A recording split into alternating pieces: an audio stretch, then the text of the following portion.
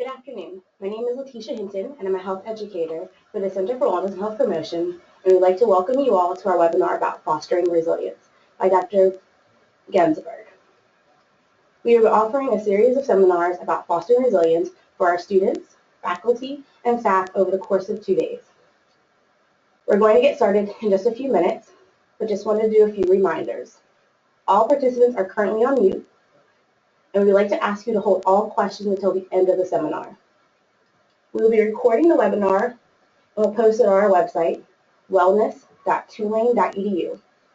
Once on our website, please navigate to the eHealth promotion link located on the right-hand side of your screen under the In This section. Once there, you'll be able to access our online resources, such as our recorded webinars. Dr. Ginsberg is a pediatrician specializing in adolescent medicine at the Children's Hospital in Philadelphia and a professor of pediatrics at the University of Pennsylvania School of Medicine. He is widely published, including a parent book on this topic, and it is called Raising Kids to Thrive, Balancing with Love, Expectations, and Protection with Trust. Without further ado, I'd like to introduce Dr. Ginsberg.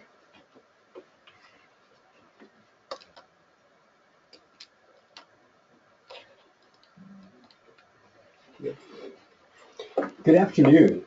We're going to be spending about an hour and 15 minutes together, and I'm hoping that we're going to save about 15 minutes at the end for questions.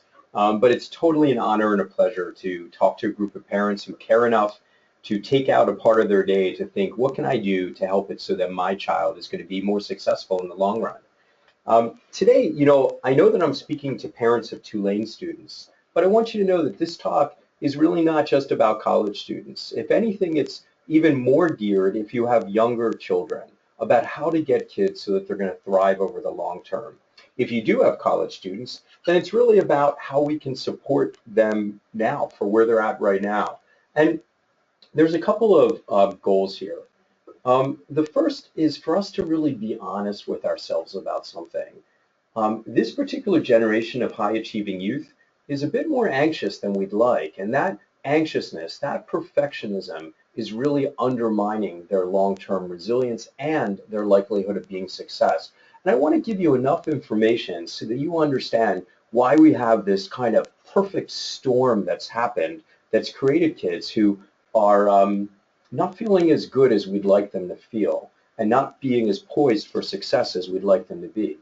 But before I move on, I want to point something out. So many people talk about the numbers and, that this is the most anxious and depressed generation we've ever had. And you'll hear things about how college campuses, the counseling centers are overflowing.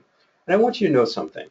That may be true, but I also want you to know that that's not necessarily a bad thing, right? What I want you to know is that the fact that the counseling services are being used is a really good thing.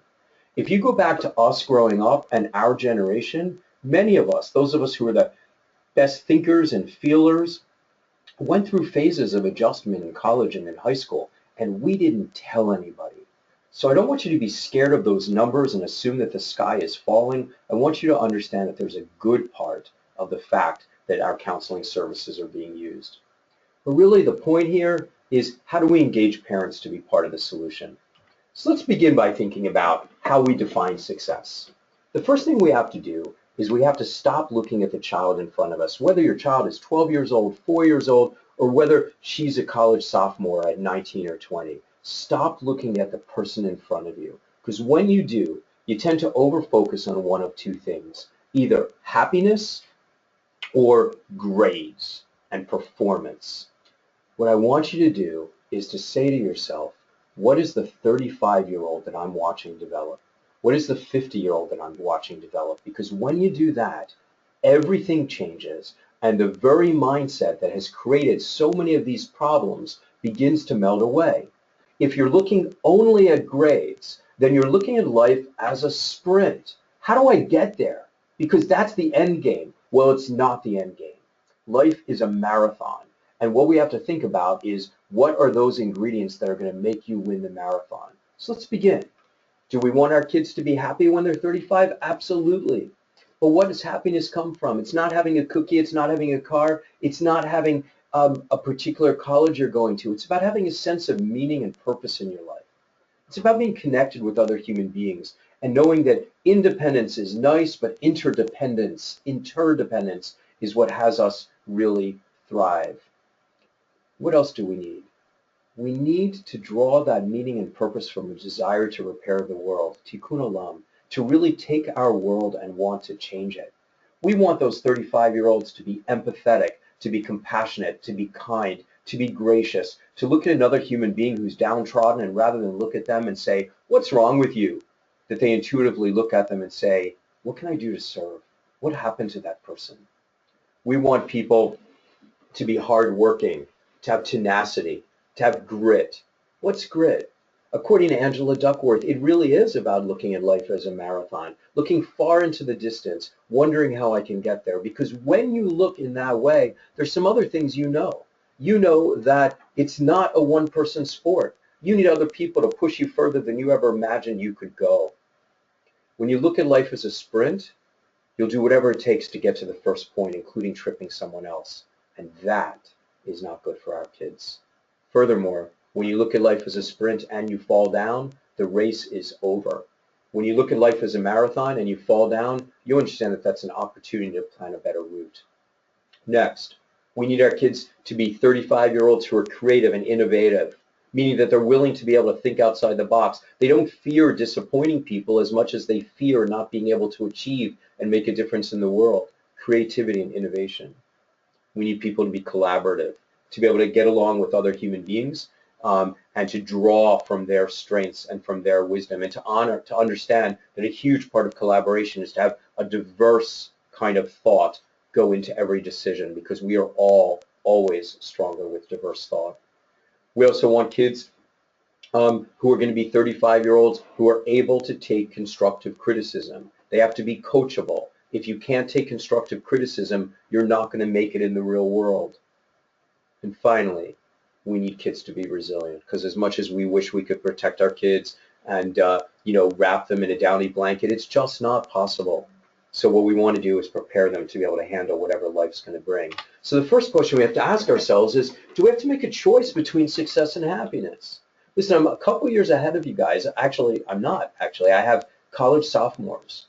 And if I had to choose success or happiness, I really probably would have chosen success in their lives. And I would have done whatever it took to pressure them to get that grade for that sprint. And I would have,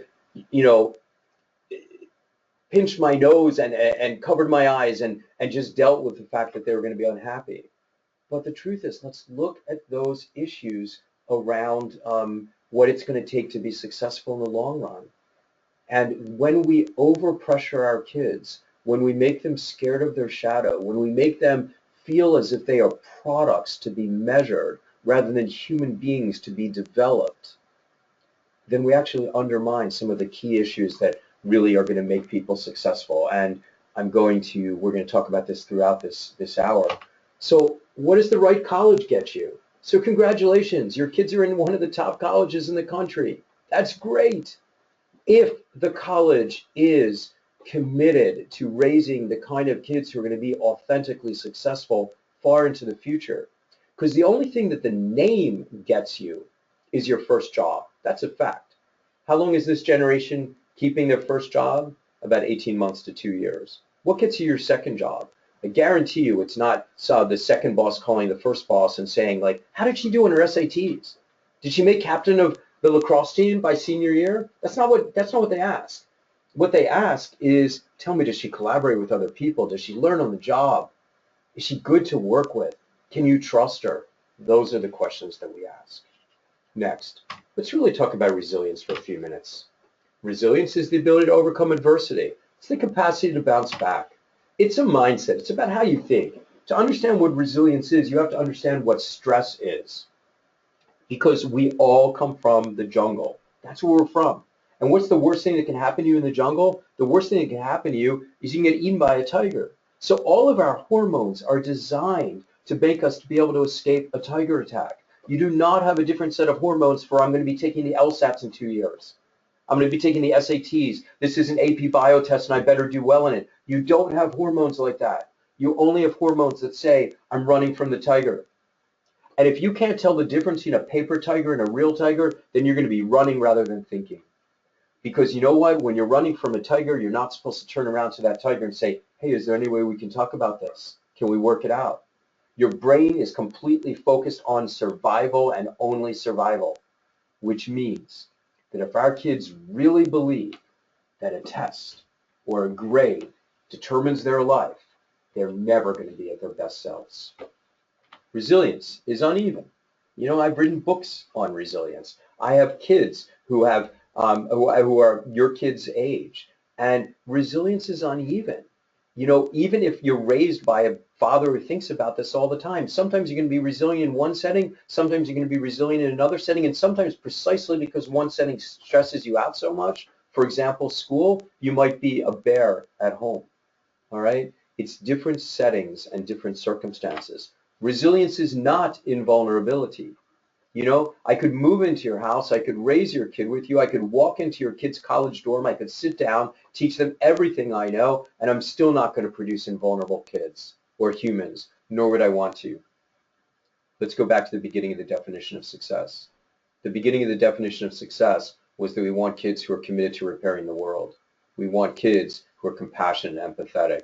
Where do you learn this from? On some level, you learn this from experience, from your own pain. Let me tell you something. When I was 17 and I was a freshman year in college, it was the worst year of my life. I never made any statistic because I never told anybody, but I was deeply, deeply depressed. And what has my life become? It's become lifting kids up and working very hard to take away shame and stigma from this help-seeking process. So thank God for 17. If you have a child who's struggling, don't assume they're broken.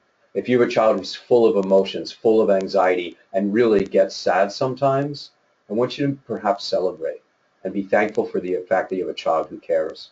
Our challenge is not to make our children not care. It's to be able to manage their emotions in a healthy way and to leverage the strength of their spirit to turn around and be able to support other people and connect with other people in the future.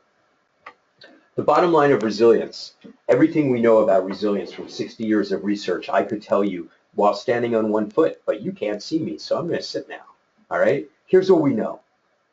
Young people are going to be more resilient when the important adults in their lives believe in them without condition and hold them to high expectations. Let's break these words down. Who should those important adults be? Clearly, it's supposed to be your parents. And when it's not, other adults become important. But the more adults, the better. And what does unconditional belief mean? Does that mean you say, Johnny, I don't care if you do drugs? Absolutely not. Unconditional belief means I'm not going anywhere.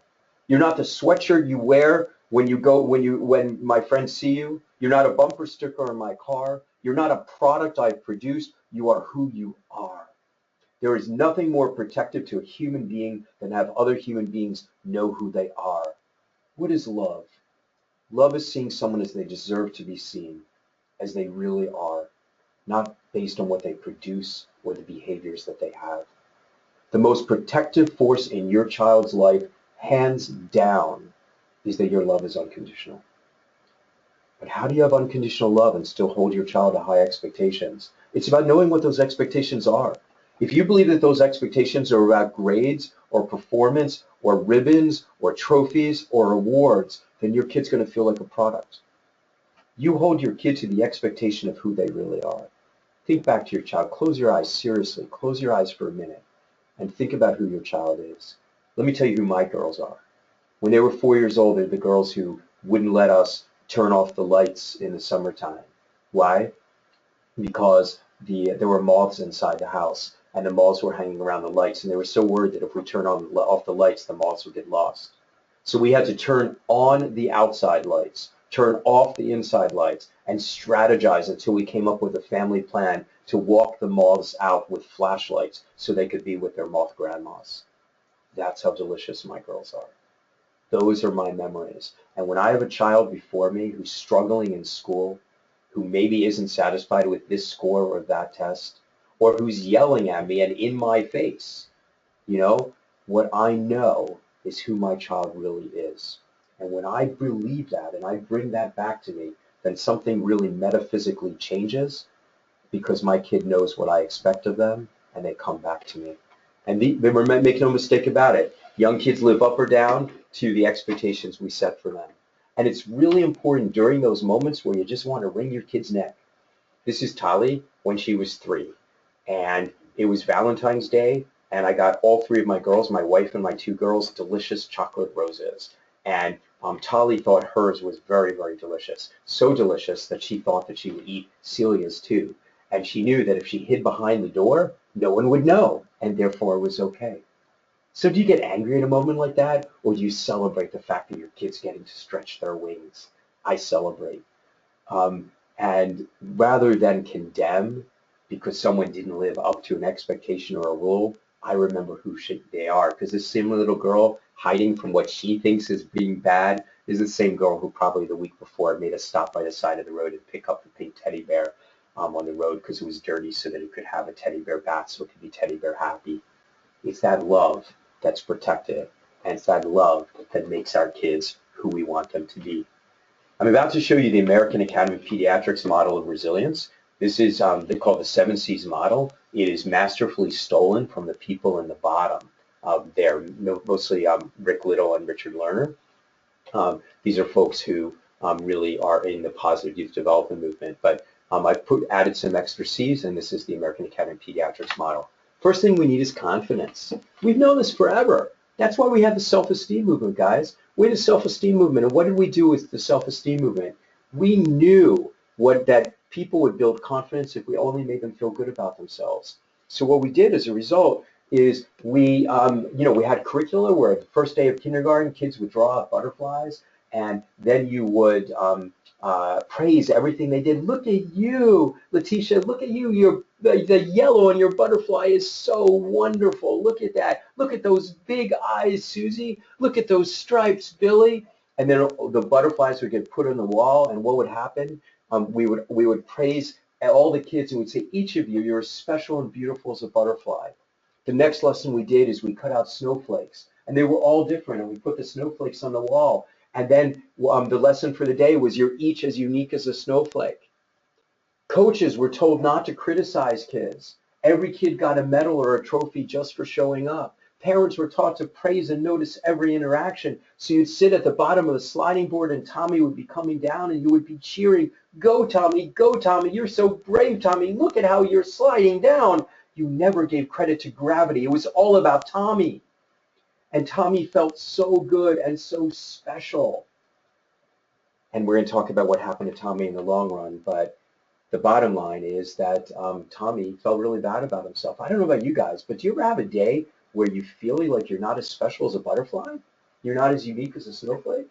Problem is that when you have those days, nobody told you it was okay to have uncomfortable feelings. And if you believed you were really in charge of sliding down that sliding board, then suddenly you take responsibility for every single action, even those things you can't control. And it makes kids very, very anxious. Real confidence comes from competence. It comes from knowing what kids are doing well and really highlighting what they're doing well and not undermining their competence by lecturing them. Or, anytime you say to a kid, even a 3-year-old, anytime you say, hey, let me do that for you, the implicit message is that you don't think that they're capable of doing it themselves. Next is connection. You know what? There is nothing more important than the power of human connection. Who survives in the worst of times, women or men? It's women. Because men fight and women connect. And you know what? It has nothing, in my opinion, to do with gender and everything to do with socialization. We can change that. Every human being is going to know that about the power of human connection. Next is character. Having an understanding of what is right and wrong. We should have no shame to be talking to kids about what is moral. Next is that contribution piece, the Tikkun Olam piece. Why do we want all of our kids volunteering out there?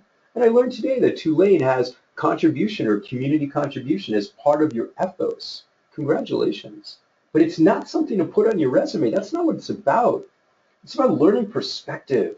It's about learning that every person is the expert in their own life and that you can learn from everybody. You are not helping anybody. You are serving somebody. And you are learning from that human being, from their life experience. And as a result, you grow. But it's more than that. What's the ultimate act of resilience? The ultimate act of resilience is to turn to a human being and say, sister, I need a hand. That's the person who survives. What's going to allow me to reach? To reach, I have to feel like there's no pity in the room. As long as I believe there's pity in the room, I'm never reaching for anything. I'm going to keep my hands in my pocket. But when I give service, and I know that it feels good to serve, and I know that indeed in some ways it's a selfish act to serve, it means that when I need to receive, and I will at some point, I can do so without shame or stigma. It's more than that.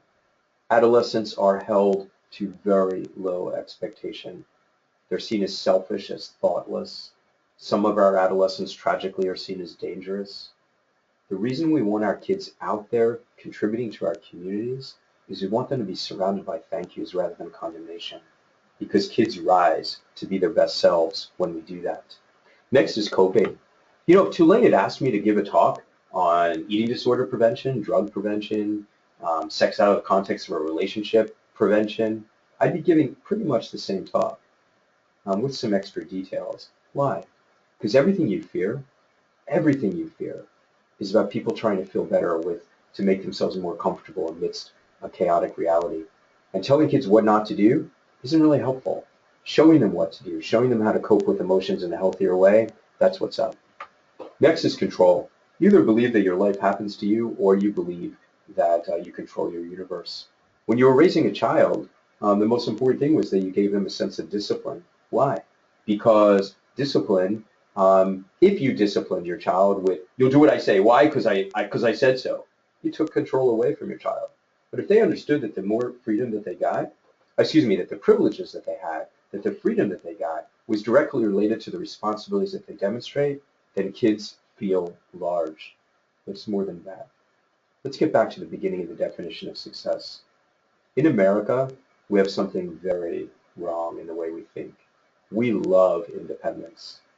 But the truth is, interdependence is what's going to really make people be successful over the long run and happy over the long run.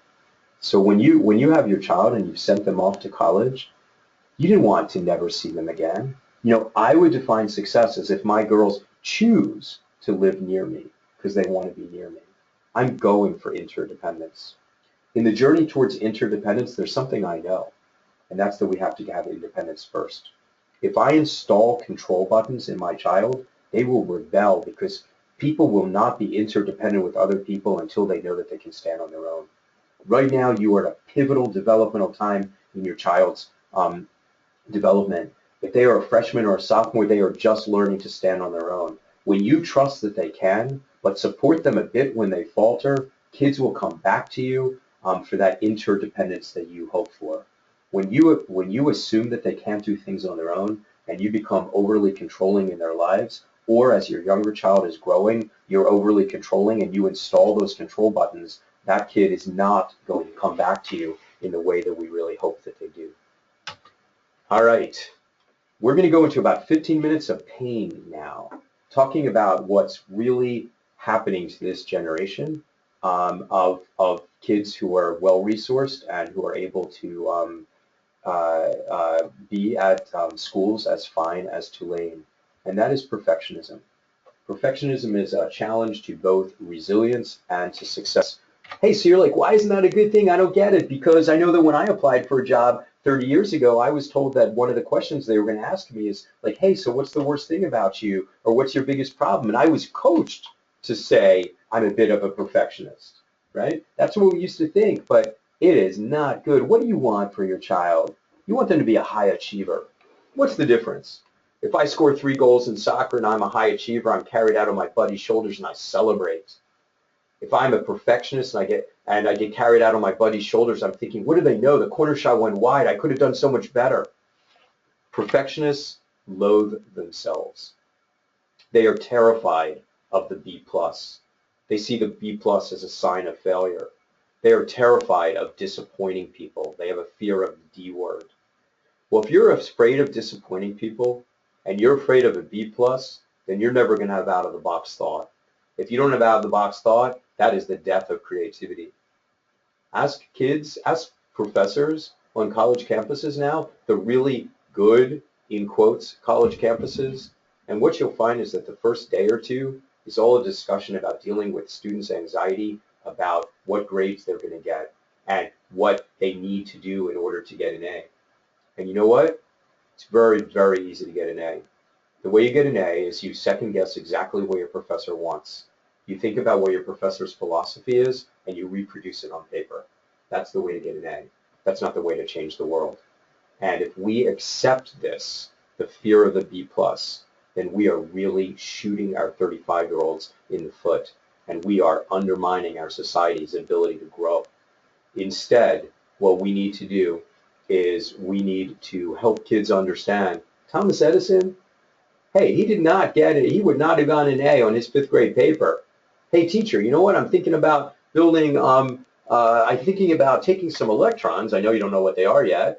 Forcing it through a filament. It's going to take me 700 tries. It's going to create resistance, a concept in physics not yet understood. And that resistance is going to be translated into light. And that light is going to be encapsulated in glass. I'm going to change the world. Tommy doesn't get an A. He doesn't get a B. He gets medication. Or he gets, he said, hey, Tommy, can't you build us a better candle? When we are afraid of out-of-the-box thought, we are going to kill creativity and innovation in this country, and that is what I'm desperately worried about. Hey, you know what? Childhood and adolescence is the time to learn to fail and recover. I know it's a big deal, but if your kids believe that the stakes are so high with personal failure, then they're not going to fail. And if they don't fail now, you know when they're going to fail? They're going to fail when they're old. Using me as an example, you're looking at the most uneven human being in the world. I'm really, really good at what I do, but I can't do almost anything else. And a classic example I always use is, I'm an Ivy League professor at a top hospital and top university, and whatever top means. First thing you learn when you're in medical school is how to read an EKG. I can't read an EKG. My brain doesn't work that way. The very same brain that makes me so intuitive, that makes me really good as an adolescent doctor, is the same brain that can't look at 12 different leads and figure them all out at the same time. It's too much data. Has any child ever been hurt because I can't read an EKG? No, because I failed so badly that I learned exactly how to get people to do the work that I don't know how to do, and to do it without shame, using humor and other techniques. I can do it. What we're worried about now, desperately worried, if our kids aren't going to fail, they're still going to fail later, but they're going to be too ashamed to say it. Here's some lies that you don't want to promote and that you don't want to buy into if your kids are younger. Hey kids, you're going to be taking the SATs, or if your kids are in college, the LSATs, the MCATs, the DATs. And by the way, they're going to pave the way for the rest of your life. If you do well in them, then life's going to be handed to you on a silver platter. If you don't do well, mediocrity at the very best. You're probably going to be, frankly, a failure, which is why it's so important that when you take this test, you really relax when you take them.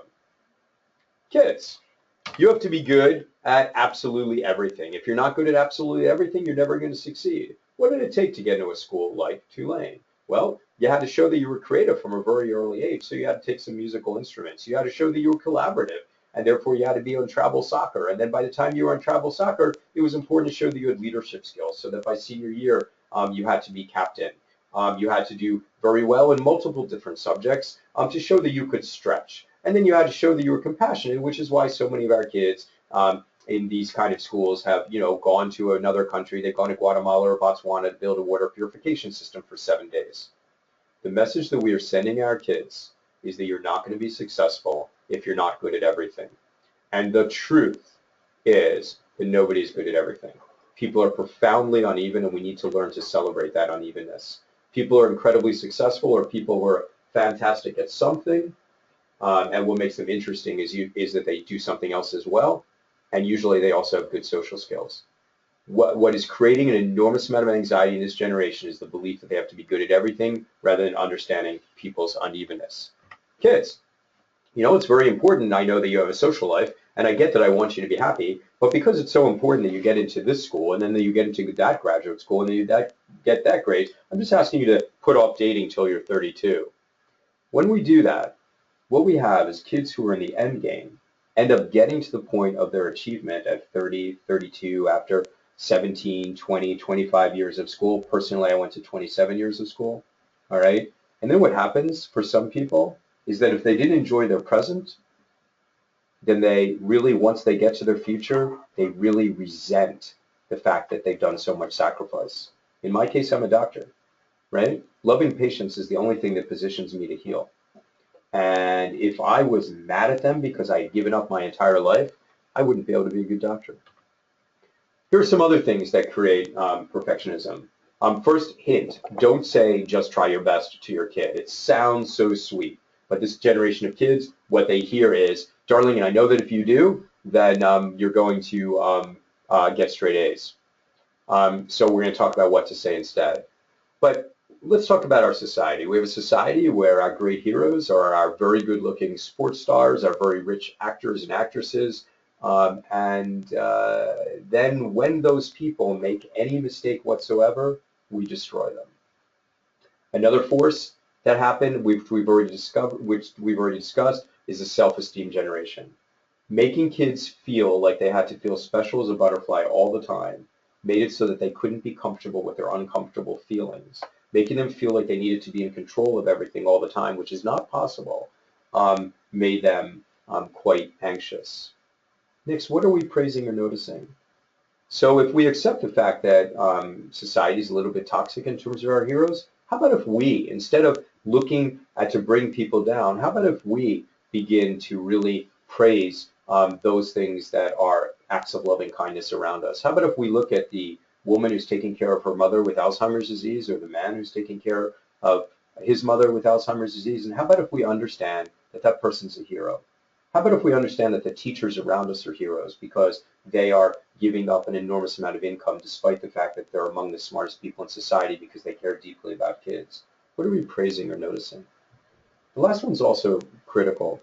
This is particularly critical, which is the desire to spare us. If you've had a difficult family history, there's historical trauma in your family, perhaps you're Holocaust survivors or you come from another part of the world where things were extraordinarily difficult, or your child is the first child to go on to college, and you have sacrificed an immense amount in order to make it so that your child can go to college, or there's been a bitter divorce in your family, and your child knows that the family is incredibly stressed out, or you're a military family and you are sacrificing so much in order to serve the country, or there's an illness in the family. What happens is kids know how much stress there is, whether it's current or historical. And what kids do is they go out of their way to become perfect little boys and girls. And becoming a perfect little boy or girl is at the root of a lot of perfectionism. Next, so what do we want? Let's begin talking about the solutions. You've got to know who your child is. The greatest gift you can give both of you is knowing who they are, not what they produce, but what they are. Next, let's go back to that soccer player who we wanted him to celebrate with the 3 goals. We want to build that high achiever. If you think I'm on here talking to Tulane parents to tell you to build mediocre kids or to dial back your standards, that is so not what's happening. I'm talking about making it so your kids will be successful in the long term. The first thing we have to do is we have to let young people make their mistakes. We have to trust in their capacity to recover and stop making it sound or making it feel like there is no room for error, that the stakes are too high. Next, we have to learn how to praise effort rather than results. This is covered actually really well, I believe, he said humbly, in my book, Raising Kids to Thrive. But if you want to get to the original person who's done a tremendous body of research, it's Carol Dweck, D-W-E-C-K, out of Stanford.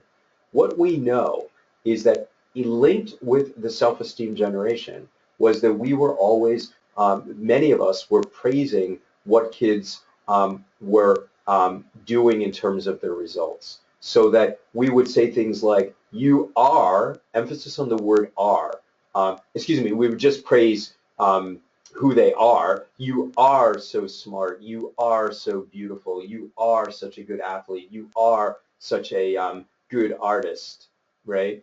And those same parents who praise what kids are tend to be parents who ask about results. How did you do on that math test? How many goals did you get in soccer? um, how did you get the award or the blue ribbon in the art festival, right? As opposed to the parents who praise about effort, all right, and ask about the process. So praising about effort looks like this. You worked really, really hard, and that's why you ended up getting that B plus. And I'm really proud of you because you didn't think you were going to accomplish anything, but you worked hard, you got tutoring, you went to your teacher, good job. I loved watching you out on the field today because you were marking your opponent. You knew what he was going to do 3 steps before he even took them. That's why you got the assist. I love watching you paint a picture because it's like watching your heart on the canvas. You care so deeply. These parents who notice and praise effort tend to ask questions about process. So it tends to be, what did you learn today? It tends to be, uh, tell me about your picture, or tell me how you picked up your game today. Here's what Carol Dweck's research tells us, is how we praise. So, okay, let me give you the bottom line first. Bottom line is, if you say you are blank, it gives kids anxiety. If you say you did blank and therefore the outcome was blank, then you're giving a kid a sense of control. They know that it's their action that created the difference. And when you have a sense of control, that diminishes anxiety. Anxiety is about not having control. When we tell kids what they are, but they don't really believe they are deep inside, then they have imposter syndrome. When you have imposter syndrome, then you're just ready for someone to come on the attack. You hate constructive criticism because someone's getting close to the truth, which is that you never felt like you are what you've been told. If you look at people in their late 20s and 30s, as Carol Dweck has done, that people who are praised for, or who, excuse me, who are just given lavish praise for what they are and whose parents asked for results, what do they end up looking like when they're adults? They end up looking more anxious, more depressed. They don't look like hard work because they see hard work as a sign that they're not naturally talented, and they were told that they always were. They don't like to think outside the box because they see that as too risky. They don't like constructive criticism for the reasons I said previously, is that they have imposter syndrome. What you just heard me define is the death of success. Whereas the kids who are praised for the effort they put in and the process in which they learned, look for life partners who compliment them, whereas the other ones look for life partners who flatter them. They actually perform better. They work harder because they see work as something that is good, that builds your intelligence. They love thinking outside the box because thinking outside the box, they know is where all the solutions are, and they're highly coachable because they want to know what they could do better. Major, major finding that is changing how we are teaching in schools and how we think parents should praise their kids. The last piece is mine, which is building spikes, celebrating their unevenness. The people who make it in the world are the people who are spiky, the people who are different, and the people who are really fantastic at something.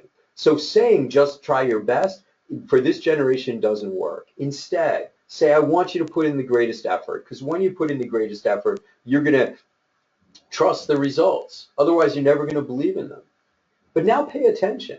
There are going to be some things that you aren't going to take any effort. They're going to come naturally to you. They're just going to come easy, and you're going to get great grades. But you're not that interested in it, but it just seems to be what's natural for you. Congratulations. Keep the grades. But dude, that's not your career because you're going to get so bored doing it. But there's some other things that you're pretty good at, but not great at, but you want to get better. And as a result, you just want to learn more. And when you get something wrong, you're like right on Google figuring out how to fix it. And when there's a stone that gets unturned, you want to unturn the bigger stone. That's your career. There are other things that you're pretty good at, but not great, but you think they're really, really cool, and you work harder. But as you work harder, you get a little bit better, but not so much better, but you still enjoy it. That's your hobby. There are other things that you work really hard at and that you really don't like, and you wish, and it's not that interesting, and you do what you need to do to try to get help. You get the tutoring, you put in the effort, but you really wish this subject didn't exist. It's boring, it's frustrating. Forget about it. That's where anxiety comes in, is believing that you have to be good at absolutely everything. We are going to be much more successful as a society when we build spikes in kids. Next, know this. Not all perfectionists are perfect.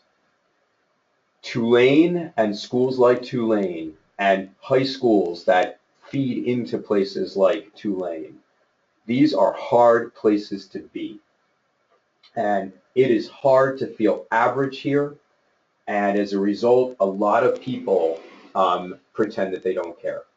Kids who get off the playing field, the kids who use drugs, a lot of these kids are some of the most sensitive kids who care deeply, but they have to be heavily invested in believing that they're not.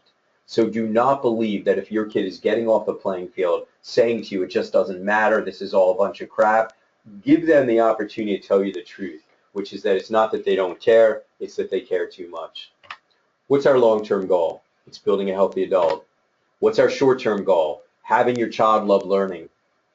If your kids make the most of their high school or their college experience and they are turned on, they are challenged, and they are not starting their first day with the professor saying, how do I get an A? But they're going in there and saying, how are you different than me? How are you going to bring a different kind of thought to my mind? Because I want to think in a way that I never imagined. That's the child who's going to rock the world. And what's your medium-term goal? Your medium-term goal is having your child find the right academic match that's going to foster that love of learning. So if you have a kid who's not yet in college, please don't look at U.S. News and World Report, all right? Please figure out where that kid is going to find that incredible love of learning. Switching subjects, a little bit lighter now. Well, I'm not sure it's lighter. I take it back. Let's talk about control. Because remember, the other thing, especially in the book, Raising Kids to Thrive, the other question is, how do I protect my child, but still let them learn from life experiences? Because if I overprotect, I'm not protecting at all. Really, preparation, that's what protection is. How much control should we have over our children, and how does that change now that our child's in college? So actually, this is another subject we have tons of research on. We know there are two elements of parenting that create what's called parenting style. The first is whether how loving you are, how responsive you are. Responsive means flexible to meet their needs, how warm you are. And the other is about your rules and the boundaries that you set in place. And so the one kind of parent who's very into controlling but not very warm, that's called your authoritarian parent. That's how many of us were raised. That's, you'll do what I say. Why? Because I said so, right? How do those kids turn out? So the women look for men who are controlling in their life, which is your nightmare, okay? The kids are very, very polite. These are the yes ma'am, no ma'am kids. They're very, very polite until mid-adolescence when they stop being polite. They will delay all sorts of behaviors for about, like, for example, sexual initiation. If you control a kid and say you absolutely cannot have sex, no one in my house will have sex, the fact is your child will have sex about 3 months later than other kids, but when they do, you'll never know. They'll never take care of themselves, and they put themselves at tremendous risk. Being parented in an authoritarian way felt so bad that our generation of parents, okay, I'm right in here with you, wanted to go the opposite. Be incredibly loving, incredibly warm, and not very heavy on the rules. This is, darling, I love you so much. You know, we're like best friends. That's why you're going to talk to me and tell me everything. I trust that you're going to tell me everything because I'm that easy to talk to. So you became your child's friend. And then you said, you know what, I'm going to give you good values, but when it comes down to choices, I trust you. Do what you want. How did those kids turn out, which are so many of our kids, our well-resourced kids? They're very, very nice, and they like their parents very much. They don't talk to their parents, by the way. Study after study after study says that they don't talk about things that are deep because they don't want to disappoint their parents. They're also incredibly anxious because they need to make decisions. It's really about disappointing people. Their decisions are, I hope I don't disappoint my friend. And in terms of risk behaviors, they participate in quite a few. The worst kind of parent, and there is a 0 chance that any of you who are listening to this webinar are this kind of parent, is the disengaged parent. You're not warm, you're not loving, and you have no rules. You know, kids will be kids. I figured it out, they'll figure it out. The only time those parents get involved is when the kids burn down the barn. What do you think the kids learn to do? Yes? Pause. Yes, burn down the barn, right? That's what they do. They become delinquent. Research study after research study after research study says that the kind of parenting we want to be is balanced, both loving and warm, responsive to kids' needs, flexible, but you absolutely have rules. And those rules are about those things that challenge safety or morality. This is your authoritative or your balanced parent. And this basically says, darling, I love you so much, but you know what? I'm not your friend. I'm better than your friend. I'm your daddy. You only get one of me. I'm going to give you roots so that you have a clear sense of family stability to draw from. I'm going to give you wings so you can fly, and I'm going to let you make a lot of your own choices and hope that you grow from those mistakes. But for the things that really matter, you're going to do what I say. Why? Because I know best. The question is, how do you choose what really matters? What we want is for you to be a lighthouse parent, which is really another name for a balanced or authoritative parent. What does it mean? I want you to be a stable force in the shoreline from which your children can measure themselves against. I want you to look down at the rocks and make sure your kid doesn't crash against them. I want you to look into the waves and trust in your kid's ability to navigate them on their own, and then to prepare them to do so. The lighthouse parent is the balanced parent who's got rules, who's got morality, but trusts in their child's ability to go on the journey. Another way of looking at it is your kid's trying to build a puzzle. And what's that puzzle? As they're not going to finish it till they're 24, 25, 26. What's that puzzle look like? It's a who am I puzzle. How do you begin to put together this puzzle that's 10,000 pieces? You begin by the edges. When a parent puts appropriate discipline and monitoring in place, and when then that's what those edges are. You're giving the kid those edges. But those edges should only be in places that are about safety and morality. Otherwise, it's confinement. It's not structure, right? And then what's the next thing that kid does? Then what that kid does is he looks at the puzzle in the box, at the picture on the box, to say, what am I actually putting together? That's what role modeling is. Your job is to create clear settings of boundaries around morality and around safety, and then to be a good role model so you're the picture in the box. What's the next thing you do when you put together that puzzle? What you do is you put together all the pieces in the middle with the jagged edges that are sticking together in different places. And then you take some apart and you put them in because you've made mistakes. That's where you get out of the way, guys. All the stuff in the middle, get out of the way. Create the safe boundaries so that the kid is safe and moral, and then let them make their mistakes in the beginning. I don't want your kids making mistakes outside the boundaries. But inside the boundaries, it's where they're going to learn. Because your goal is to build long-term interdependence. How are you going to do it? If your kid's at home, you're going to offer independence one step at a time. All right? If your kid's in college, then really it's about getting out of the way. It is so hard. I've just been through it. And if you think just because I write books on this stuff, this was easy for me, I'd be the biggest liar in the world. All right? So it's hard to get out of the way. But so many of the things that stress your child out in freshman year of college or sophomore year of college, those are natural stresses. If they're having roommate problems, you know what? They're going to have problems with their boss later in life. They're going to have problems with their spouse later in life. This is their chance. So if they're in danger, be at their doorstep. If they're not in danger, don't fix it. Don't catastrophize it. Coach them.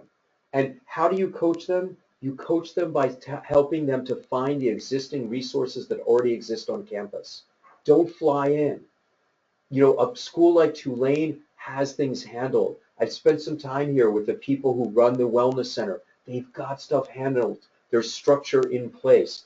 Coach them so that they will know that there is no shame or stigma in seeking help whatsoever, that it's an act of tremendous strength.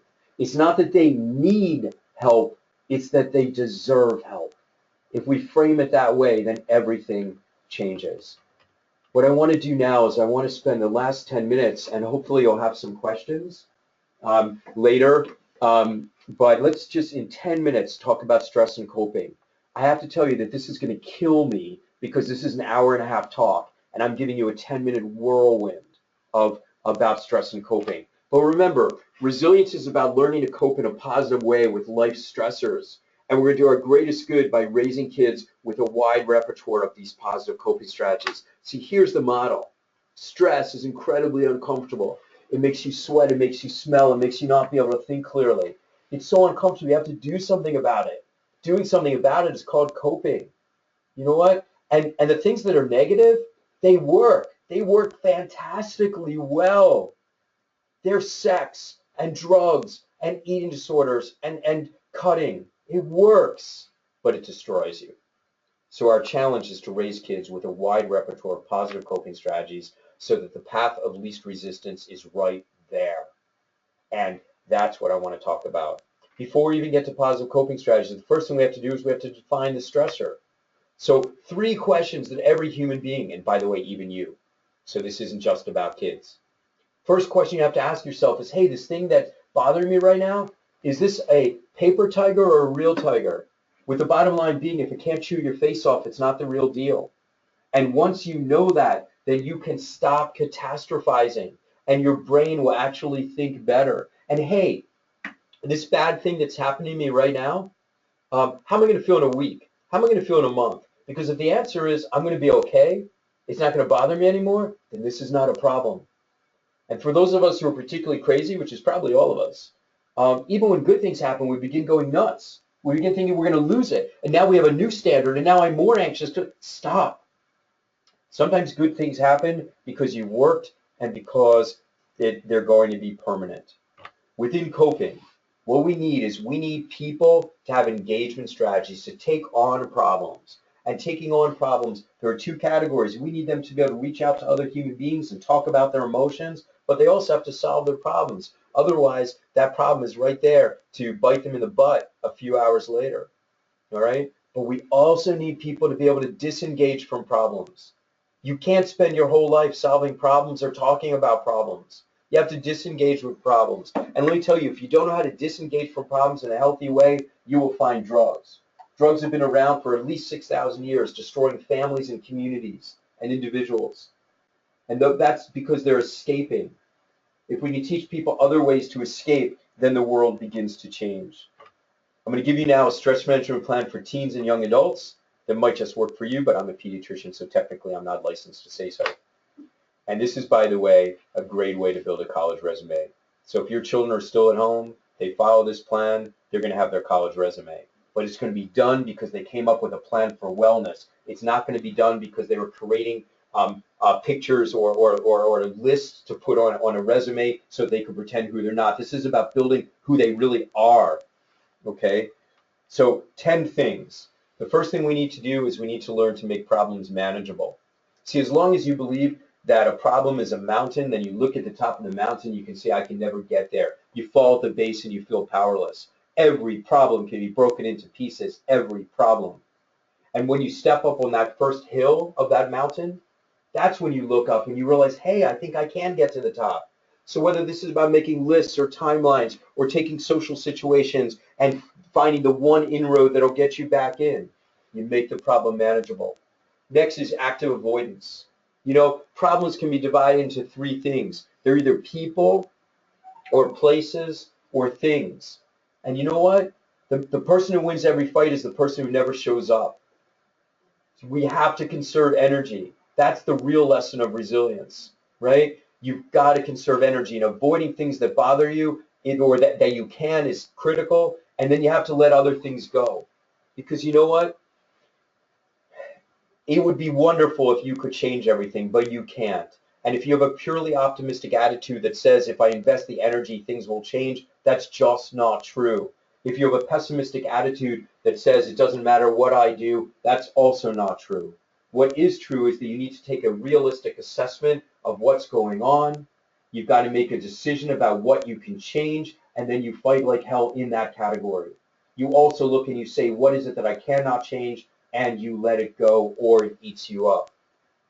On every recovery program in the country, on the walls, it says, Lord, grant me the serenity to be able to accept the things I cannot change, courage to change the things I can, and wisdom to know the difference. Next, we have to have kids know how to take care of their bodies. We have to have them understand the power of exercise. Here's the bottom line. Being stressed is the same thing as feeling like you're in a jungle. It feels like a tiger's about to attack you. And when you just sit down and do nothing, those hormones circulate around your body, unused and confused, and they say, why am I sitting still when a tiger is chasing my butt? When you exercise appropriately, then what happens is you feel as if you've escaped from the tiger. Anything that moves your hip joint, anything, tennis, swimming, running, dancing, anything that moves that joint, used judiciously, will make it so that you will feel as if you've run from the tiger. Furthermore, you'll find that, and we know for a fact that exercise decreases depression, decreases anxiety, and decreases symptoms of ADD. But sometimes you can't run from a tiger, which means that you also have to know how to relax. And what we know, I wish I was with you and I'd give you the demonstrations, but what we know is that there is nothing that transforms you into a relaxed state more than breath, deep breathing. When you do deep breathing, you literally transform your nervous system. Bottom line is this: you got two nervous systems. One is the voluntary system where you choose what you're doing. One is the involuntary system. Within the involuntary system, there are two parallel systems. One system is I'm chilling, and the other is there's a tiger chasing my butt. They're parallel, one or the other. When we turn on our relaxed system by doing the opposite of what we do in an emergency, our body transforms into being into that calm system. And the only thing that you can control is breath. That's the power of mindfulness. I'm so pleased that as I walk around this campus, I see posters all over the place about mindfulness. You teach your kids, tell your kids to sign up for those classes. It will transform their lives because they will be able to take control of how they're feeling. Next is nutrition. The brain operates only on sugar. It's profoundly important that the brain has good nutrition, stable nutrition to be able to think and to deal with stress. Sleep. I do not care what your kid tells you. There is no excuse under any circumstances whatsoever to give up sleep. Never. Not to cram for an exam, not to finish a paper, never. Because what's going to happen the next day is that they're not going to be able to concentrate, they're not going to be able to focus, they're not going to be able to access the information that they have. And then what's going to happen is that they're going to be more anxious the next night because they've suddenly been in class, but they didn't absorb anything and they're further behind. All right? So let me temper that statement. If a person can sleep the whole next day, has no class, has no responsibility, and has to meet a deadline, that's an exception. But if you have to stay on the same treadmill, then getting off that, then it's never a wise decision to not sleep. Next, instant vacations. So you know what? What I want your kids not to use drugs. What I want them to do is I want them to know that they can escape their thoughts or feelings in a healthy way. We already talked about mindfulness. Mindfulness is one of the best ways of taking instant vacations. Working on a hobby, dance, music, all of that is instant vacations. But the other thing, not surprisingly, that works amazingly well is reading a book. Why? When you're reading a book, you are visualizing the panorama, imagining the sounds, hearing, feeling the feelings. There is no room for intrusive thoughts. That's another reason why we have to have people love learning. Don't have people get so torn down in the grade that they forget the power of reading a book. And then the next piece is they also, the worst thing, by the way, that we would have for our children is not that they're being stressed, but it's that they would stop feeling. And what I will tell you is that, God willing, your kids do choose to contribute to the world, and they are exposed to the bad things in the world. Unless they know how to release and organize those emotions, they will end up shutting themselves down by trapping their emotions until they become numb, and that is your nightmare. The importance of releasing emotions cannot be overstated. If you want your kids to make a major contribution to the world, you want them to be exposed to things that really no human being should see, but that we all must see. And then what do we do then? Then we organize our thoughts, organize our feelings in a process rather than having them control us in a chaotic way. and then we release them one at a time in an organized way. How do we release emotions? Laughing, crying, prayer, talking to someone who's earned your trust, writing things out. All of these things are ways of releasing emotions. The last piece is the contributing to the world piece. It's also part of the stress reduction plan. So your child does not need to go to another country. There's plenty of agony and anguish and inequities here. We go and we try to repair the world. Why? So that when we need help ourselves, we can take it without shame or stigma, because we will understand the joy in reaching to another human being. Why? So that we will understand that those people who we serve actually have more to teach us than we ever imagined. Why? So we can look at our own lives and look at them in context and understand that the kind of things that bother us, like that C on the paper that upset me so much, but I'm the luckiest guy in the world because I have food and a roof over my head. Why? So that kids will be surrounded by thank yous rather than condemnation. So you can listen to everything I say and do everything that I suggest, and kids' resilience will still reach their limits occasionally.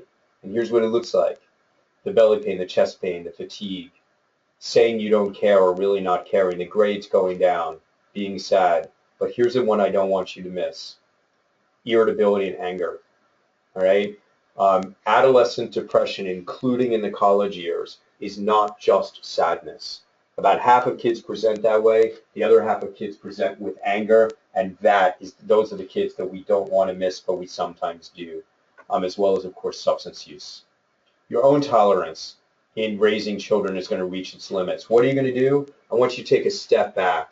If you listen and take the stuff we talked about to heart and stop worrying about what your kids are producing, stop thinking about the particular behaviors that you're seeing in front of you, and just remember who your child is and give them the opportunity to show you who they are now. How do you do that? Change your definition of a high-yield conversation from being about grades and about performance and about progress and about the future, and just be again. Just be. When you are with the kid and he is able to show you who he really is, you're going to fall back in love. And that's going to give him the protection that's going to allow him to be successful. That's holding your kid to the very highest expectation. And next, as we are showing our kids how to be 35, 40, and 50-year-olds, now that we have worked so hard to be child-centered, to produce kids in the way that we hoped that they would turn out, sometimes we've left our spouses behind. And we have to show our kids how much we care about our spouses, because that is modeling what it means to be a healthy 35, 40, and 50-year-old. And remember this: the greatest gift you can give your child, you are the 50-year-old they're trying to produce. When you take care of yourself, when you show how you manage stress, when you show how you manage unevenness in your own life and don't see it as a failure, when you see falling down as an opportunity to get up, when rather than coming home and grabbing a martini, you go for a run or take a shower or call a friend. When you take care of yourself, your kid learns what it means to care for oneself. Thank you guys so much. This leaves us 10 minutes for questions, and I'm eager to see them. What?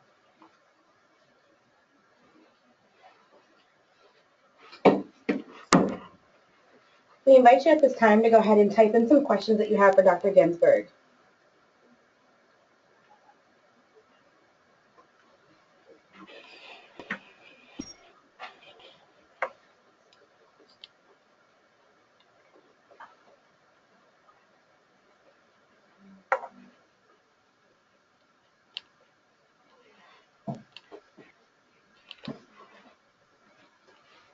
Do you guys have a question?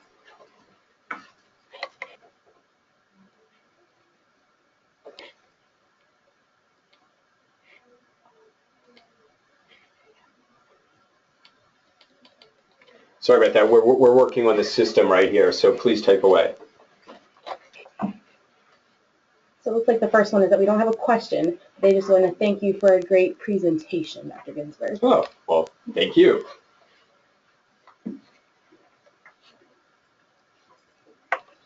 Feel free at this time to go ahead and write any other questions you have.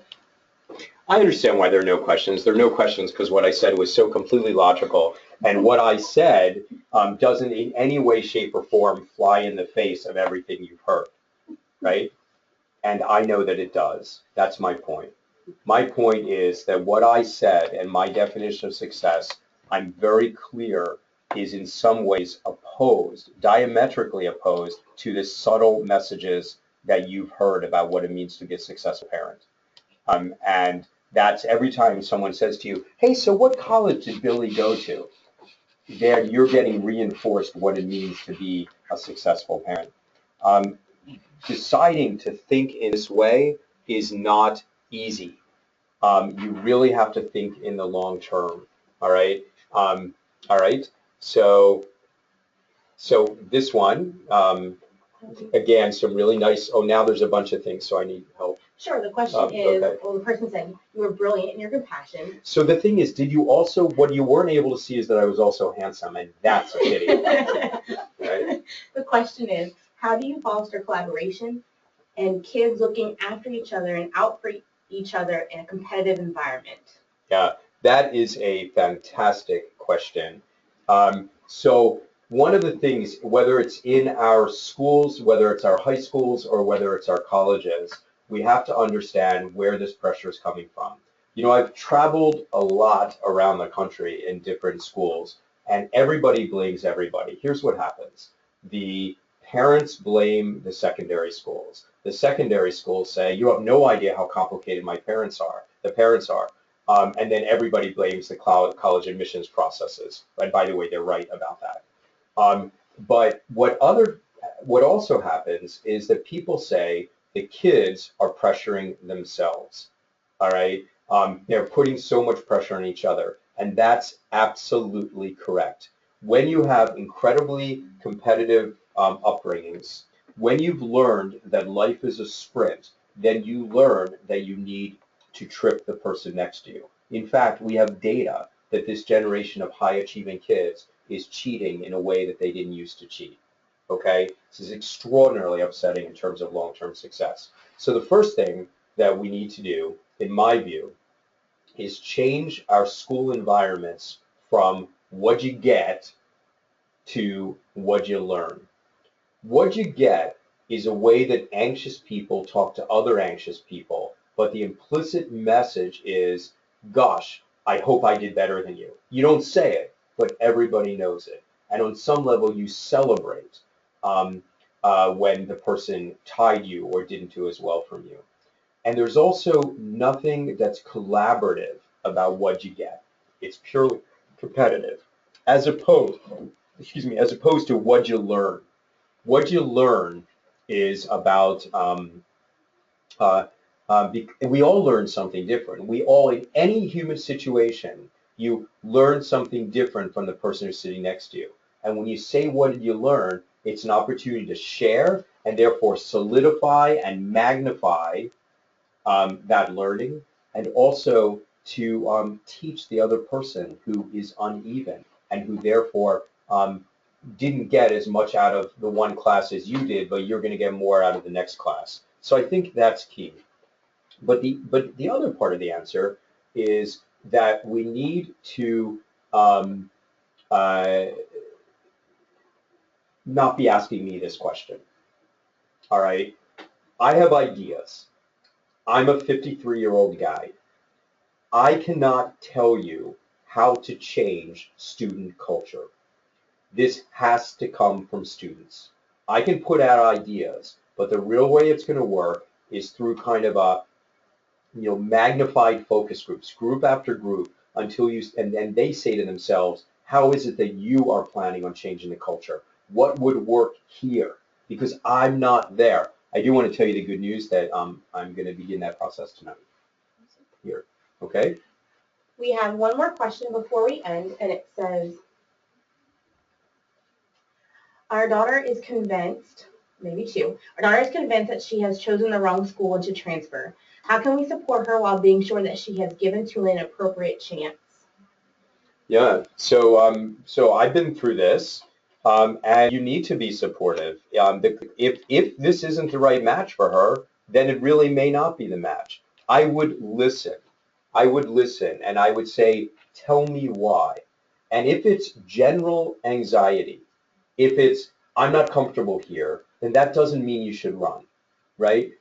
You really should go through the support services that exist. You know, every single school has a certain amount of kids who transfer. And in some cases, I think it's terrific because it might be what's best for the kid for them to find a different match. It's not a problem. But you don't want your kid to feel as if they're running. Because if they feel as if they're running or escaping, they're going to leave with shame. I want it to be a really thoughtful process, meaning you use the resources that are here. And if your kid is anxious or unhappy, then use those resources that deal with that, and then learn and see if there are things about that whatever university, Tulane or McGillicuddy University, whatever it is, things that I don't know. And if I knew it, I would be happier here. Okay, so it's a little bit of a process. So this is a great example of your coaching. You coach your child to use the resources that already exist. But from your point of view, you say, when you make the decision, it's your decision. All right? They can't feel like you're judging them or that you think that they failed because they didn't make it at this one particular school. Great. We had one question asking you to distinguish between accepting, I'm sorry, let me back up. They said that you acknowledge kids for what they do and not who they are. Can you please distinguish this from accepting them unconditionally? Yeah. So accepting, so yeah, it's interesting because I use the word are. This isn't the first time it's come up.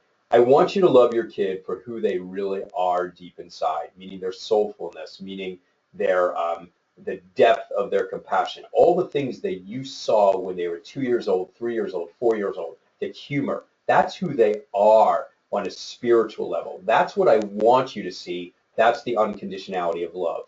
But when you label a kid, not in terms of a global spiritual R, but you are smart, you are brilliant, you are this, then that is when it begins to do harm.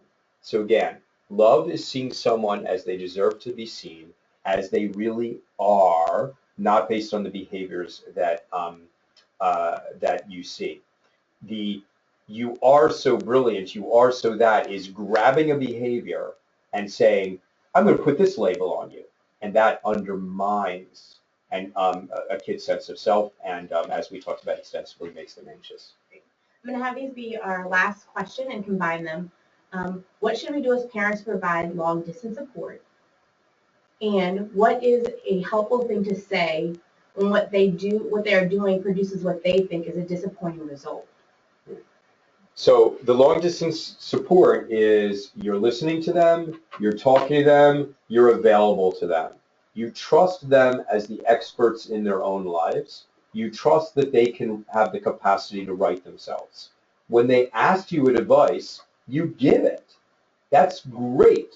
You give it, but you also coach them to be able to find other resources. And the reason you need to have, so let me tell you something. No counselor at Tulane or any other university is going to love your child as much as you do. Period. It's a fact. All right? But it is for that reason that objective people in your children's lives are very important. The very fact that your child can go to a counselor without fear of disappointing them, without fear of them of any kind of judgment, that is exactly why, despite and because of your love, they should also use resources that are outside of the family when they need them. In terms of your being disappointed in them, first you got to do your own work. Let me be honest with you. If you say the words, darling, I'm not disappointed in you, nothing you could do could disappoint me, but in the truth, in your heart, you're mourning what they're doing, kids are going to read that. All right. Just as a point of fact, body language communicates about 78 to 80% of what we communicate. And when our body language disagrees with our words, people don't believe our words, they believe our body language. So you've got to actually do the self-work. If you are disappointed, walk away and ask yourself why. And ask, just really check in with yourself. And when you get to the point where you can really convey unconditional acceptance, that's when you work with your kid. All right. Thank you so much, guys. And unfortunately, lots of questions are coming in right now, and I'm thrilled by that. But we have to end it. So have a great day now. Bye-bye.